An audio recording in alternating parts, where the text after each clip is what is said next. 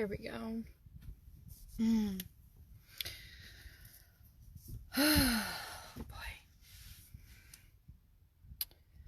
Yep, I am a few minutes late, but I have learned that, I have multiple devices with multiple different times. So, uh, my phone will say one time, and my watch will say a slightly another time, and I swear, I think all of the clocks in my kitchen, on the stove, and the microwave, and the actual clock itself, all have different times on them. I don't know why. Heck, even the time in my car is different. Oh, goodness gracious. Okay. So we are live. It is noon-ish. Ish is plus or minus 5. That's the unofficial official version of ish is plus or minus 5. I just made that up. That's not for real. So it's unofficially official. Yeah, and it is April 5th, 2020. It's Sunday. I don't know about the weather where you are, but it's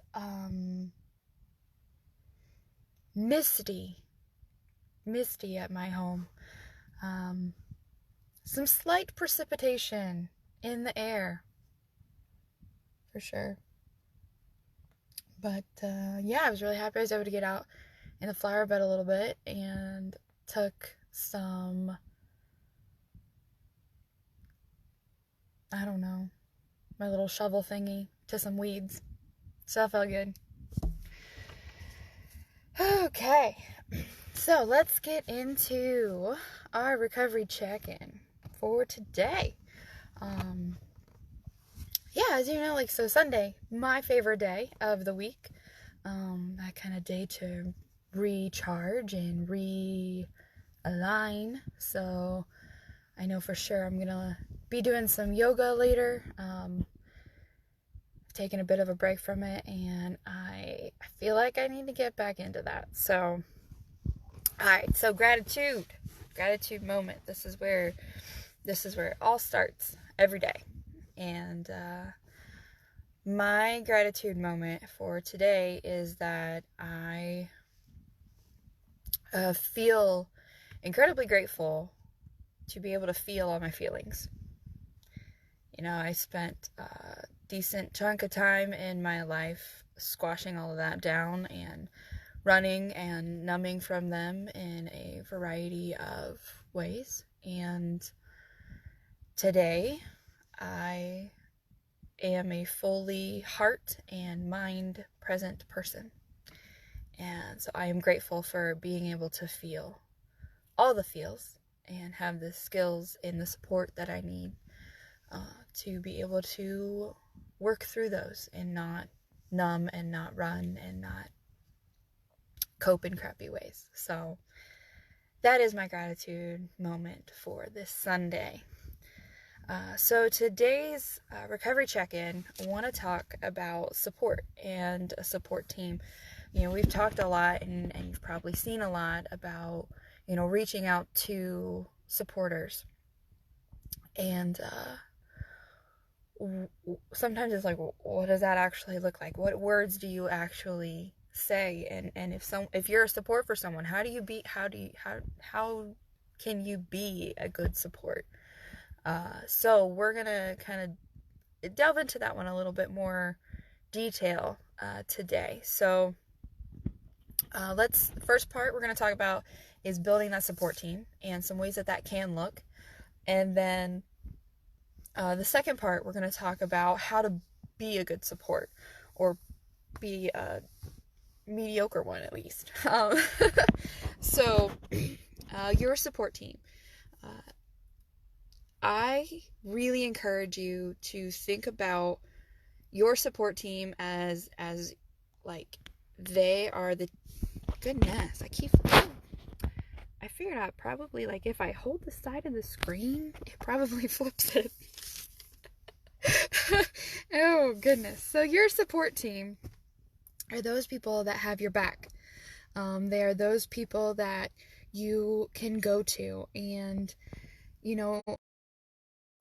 And calling it a team is a really apt descriptor, or a really appropriate way to describe that, because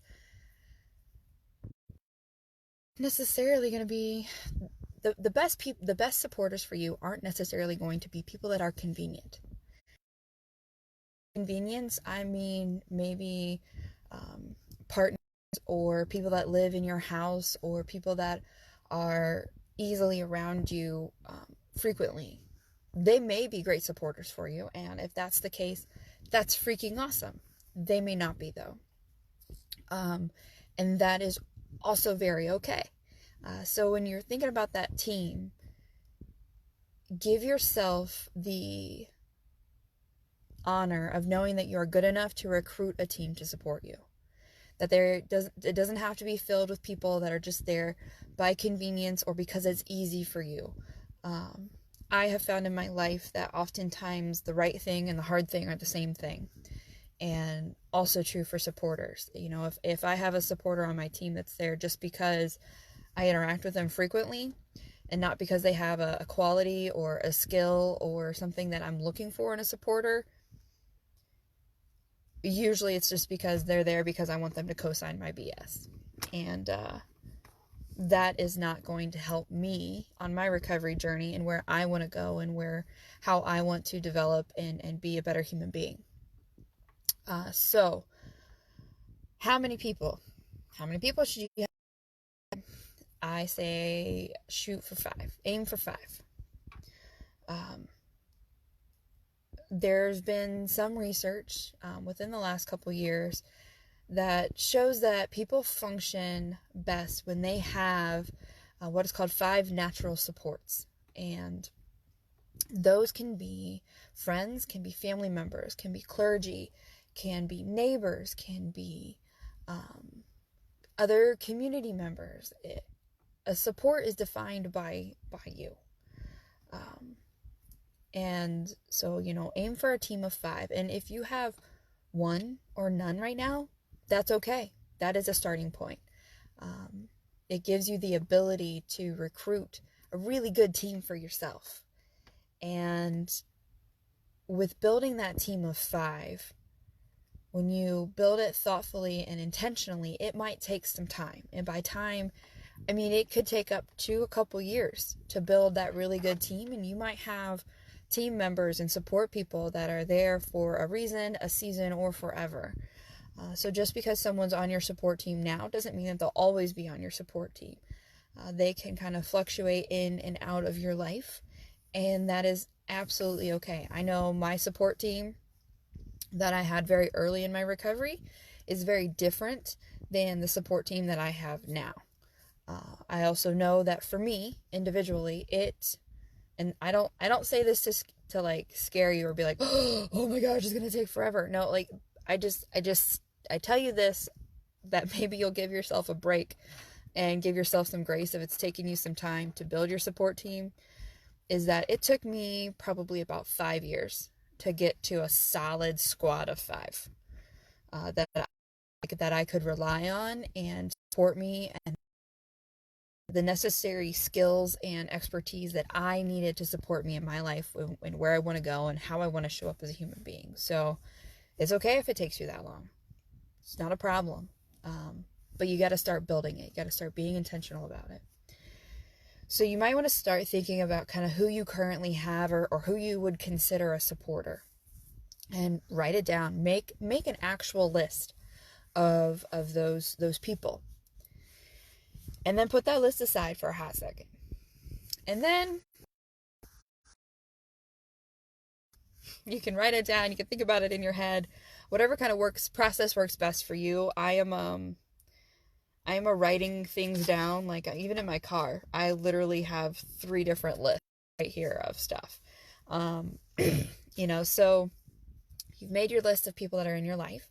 You're going to put that one aside. And then I want you to think about qualities of supporters. What qualities, what experience, what characteristics do you look for in a supporter?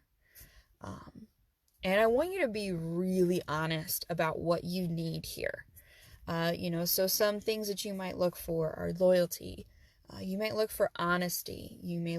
I look for someone, I have to have somebody that's a good hugger, at least one. I have to have at least one supporter that's a good hugger because that's important to me. However, right now in physical distancing land, I've just been, hugging my kid extra tight and, you know, getting those needs met in different ways, but that's okay. You know, whether you need someone who has a good sense of humor, you might need a supporter who you have given permission to call you on your crap, and point out when you are being this, that, or the other not so stellar characteristic.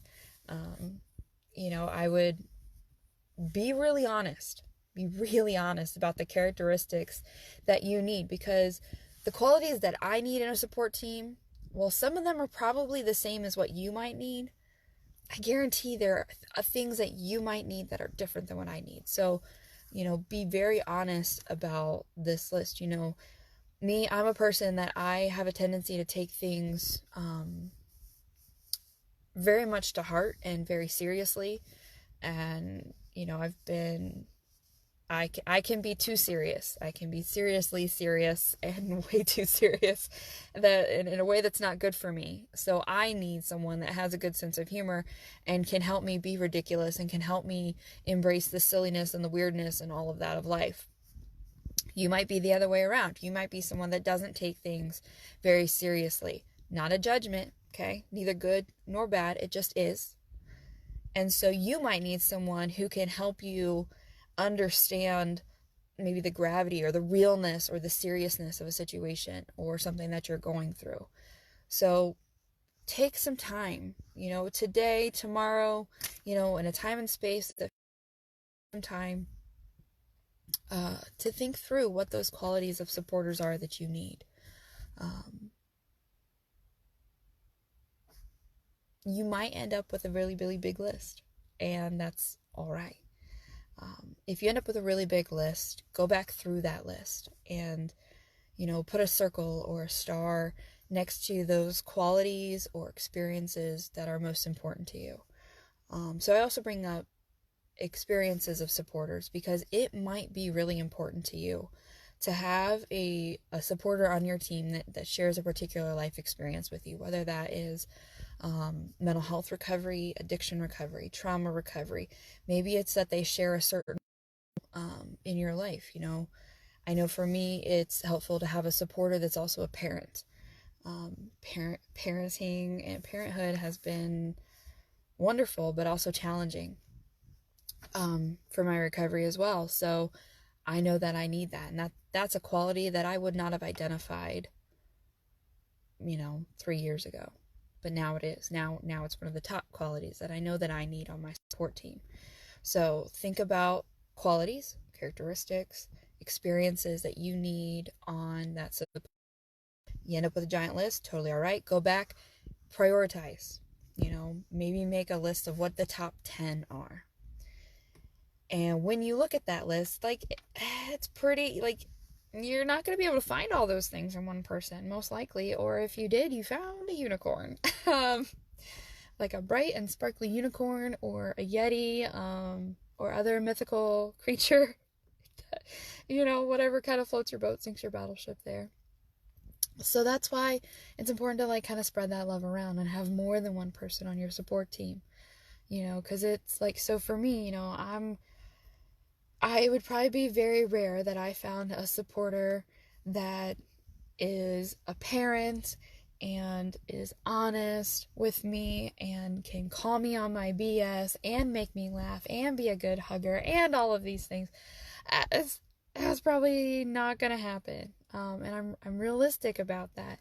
So spread the love and give people the opportunity to be on that support team, that way also, when you have that team of 5-ish people, if stuff's really going down in your life, you're able to kind of spread that support around, kind of regardless of where you're kind of at. And so that way nobody gets too burnt out on whatever's going on. And that also, by having a wider support team, you're going to get more perspectives. You're going to get kind of that wider variety of experiences. You know, my support team, I like to have people that are my age, but also people that are older than me, just to get a different perspective, help to challenge me when I'm in a situation, to challenge me to think kind of from the other side of that. So think about that. Just and when you've identified that, think about the people in your life. What qualities do they have that match that list? Go back to your list of people you have as currently as supporters. Do they have those qualities? Do they not? Are there people that are currently on your list that maybe shouldn't be? I really encourage you, if you on your list of supporters have someone on there that is there just because you think that they should be, take a they may be someone that's actually a really good support for you, or they may be there just because, you know, social construction or society or whatever, your own feelings makes them feel like they should be. So just take a look. I just encourage you to take a look at that. Not necessarily remove them, but be intentional. Be intentional. Okay, so talked about you know, that team, and that's a great comment, Kim. You know, feel free to edit that list judiciously.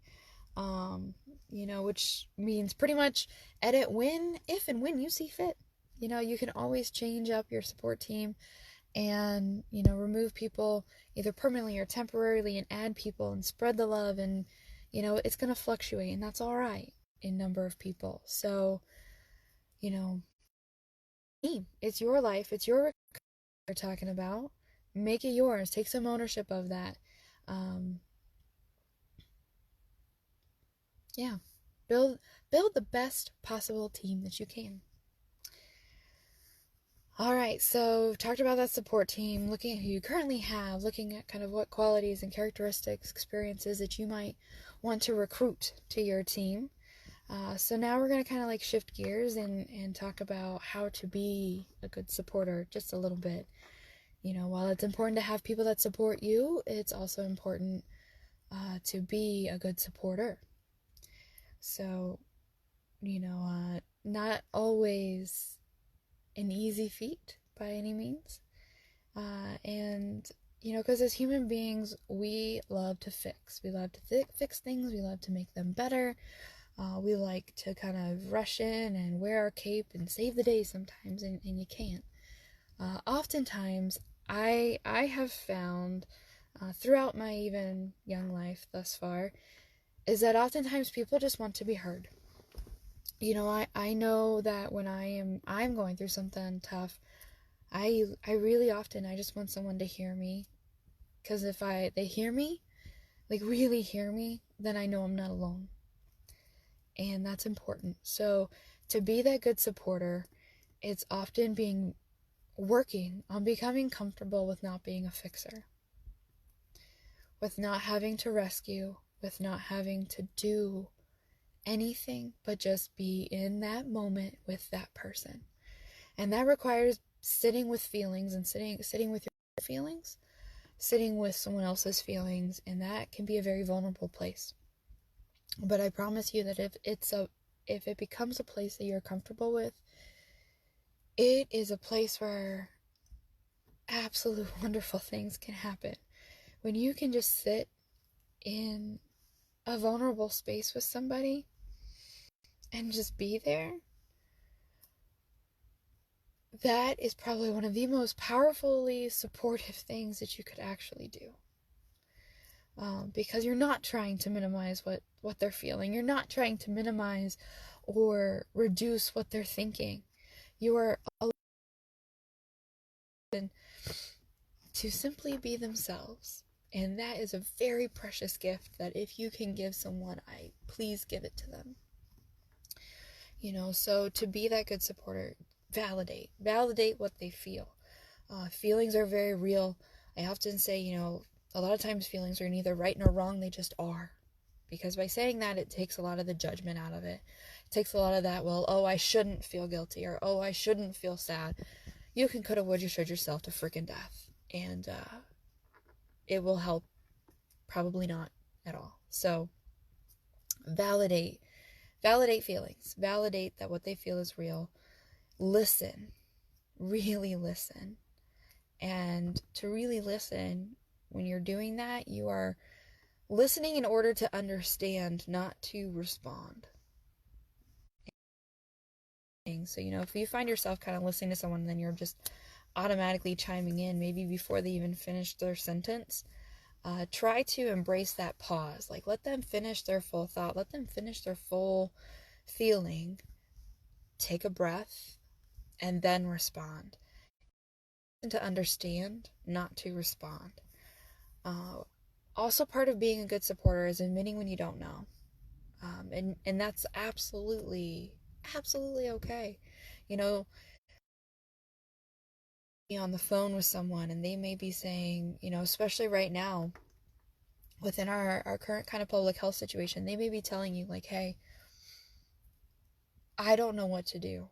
I'm feeling anxious and I'm feeling uncertain, and it's hard for me to see the way forward, and I don't know where to go from here. And that can be a heavy thing to hear. And you may feel exactly the same way.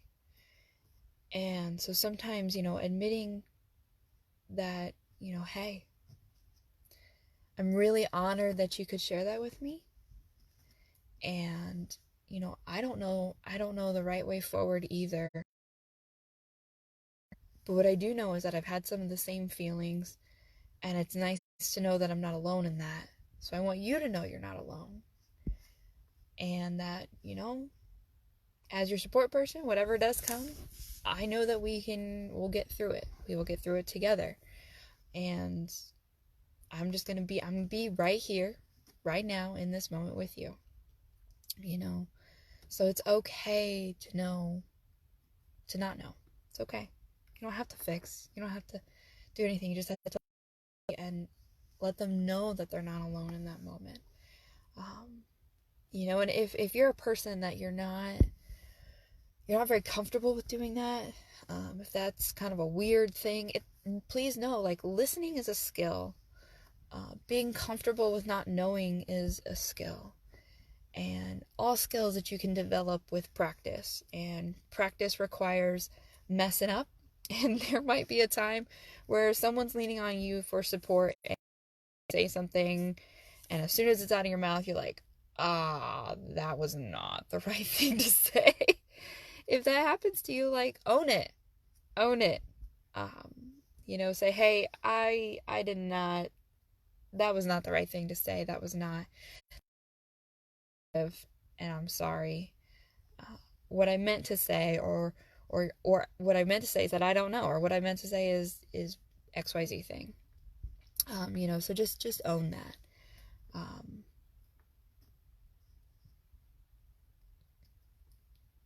Know that it is okay to kind of, think ahead of time of maybe some, like, kind of, I call them canned statements that work for you, that are genuine to you when you're in a tough situation. So, if someone just unloads something heavy from their heart or from their mind or whatnot, and you don't know what to say, one of the best things that you can do is thank them for telling you. Because when them telling you something heavy probably took some guts on their part. Probably wasn't easy. And so validate that they made a vulnerable choice by telling you, and that you are honored and that you appreciate that they feel that they can tell you those things. That goes a long way. It really does. So some of those statements might be like, again, I'm really glad. Thank you for telling me. I could tell that was weighing on your heart a lot, or I could tell that's been on your mind for a while, whatever that might kind of be in that situation.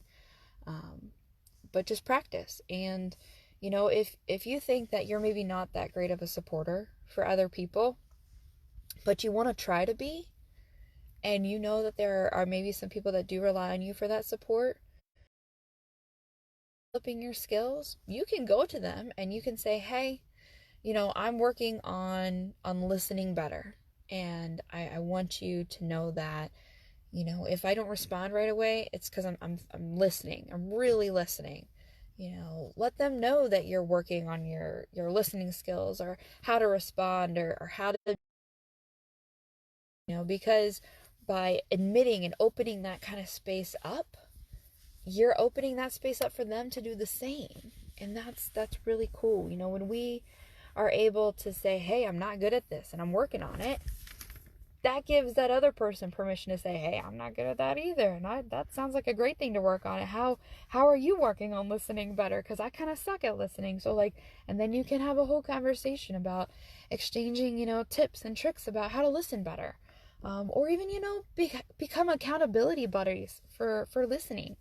It opens up the door to learning and growing together, which can be in and of itself a super good support. It's a lot easier to learn and to grow and to build skills together with someone rather than doing it on your own. So, all right. So, talked about building a support team, recruiting those 5 people, looking at who you currently have. What qualities do you actually need on your team? Being very honest with yourself about that. And then, when you're trying to be a good supporter, validating somebody's feelings as real. Being a good listener, listening to understand where they're coming from, not listening to respond. Being okay with not knowing, backing up on the fixer mode, and developing comfort with just sitting with feelings and thoughts and being there, just being there for another person to be themselves. Things that you might want to kind of look at and kind of work on or whatnot in your life.